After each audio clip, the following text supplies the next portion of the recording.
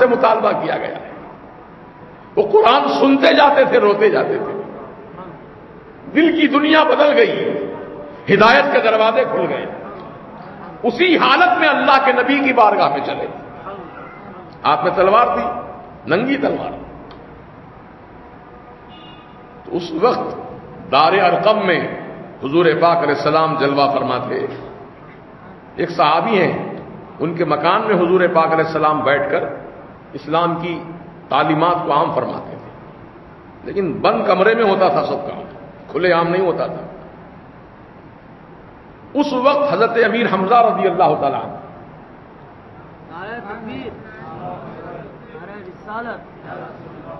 حضرت امیر حمزہ رضی اللہ تعالیٰ عنہ دروازے پر پہرا دے رہے تھے. حضور کے چچا پہرا دے رہے تھے. تو سیدنا امیر حمزہ رضی اللہ تعالیٰ عنہ پہرا دے رہے ہیں. کہاں پر؟ دروازے کے چوکھٹ پر. حضرت عمر کو دیکھا آ رہے ہیں تلوار پکڑ کے. تو سیدنا امیر حمزہ رضی اللہ تعالیٰ عنہ کو جن کو اپنی جان کی پرواہ نہیں ہے، اللہ رسول کی محبت میں وارفنا ہے، وہی سمجھانا چاہتا ہوں میں آپ. کہنے لگے آنے دو، عمر آ رہے ہیں، آنے دو، کیا غم ہے، کیا فکر ہے؟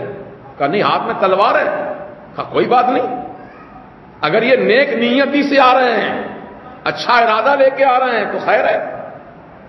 اگر یہ بری نیت سے آ رہے ہیں تو قسم اللہ پاک کی جس کے قبضہ قدرت میں حمزہ کی جان ہے، میں عمر کی تلوار چھین کر عمر کو ختم کر ڈالوں گا. یہ جذبہ محبت تھا. جان کی پرواہ نہیں ہے اپنی. سمجھ رہے ہیں آپ؟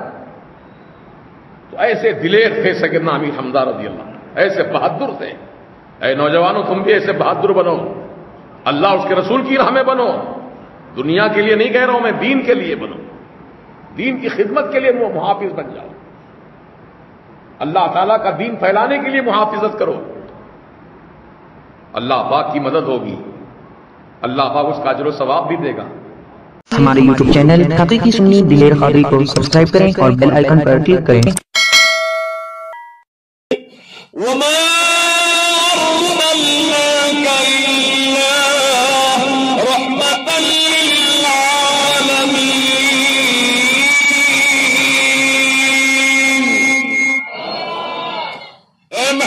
ہم نے تم کو سارے عالموں کے لیے مہربانی کرنے والا بنا کر بھیجا ہے. سرکار نے کبھی کسی سے کوئی بدلہ نہیں لیا. میرے آقا کی شان رحمت یہ ہے کہ جا، میں نے تجھ کو معاف کر دیا، میں نے تجھ کو معاف کر دیا، میں نے تجھ کو معاف کر دیا. ہندا نام کی وہ عورت جو سیدنا امیر حمزہ رضی اللہ تعالیٰ عنہ کا سینہ چاک کر کے کلیجی باہر نکال کر اپنے دانتوں سے چبا کر بدلے کی بھاونا اپنی پوری کی تھی. میرے سرکار فرماتے ہیں کہ میرے چچا امیر حمزہ کے ساتھ کیسا ظلم ہوا. ان کی ناک کاٹ دی گئی، کان کاٹے گئے، ہونٹ کاٹے گئے. شہید ہونے کے بعد بھی ان پر ظلم و ستم کا سلسلہ ختم نہ ہوا. ان کے اعضاء کاٹ کر کے ہندا نام کی وہی عورت اس کو گلے میں ہار بنا کر پہنی تھی، خوشی سے ناچ رہی تھی، خوشی سے اچھل رہی تھی. سرکار کو بہت تکلیف ہوئی، آنکھوں میں آنسو آ گئے اپنے چچا کی شہادت کا منظر دیکھ کر.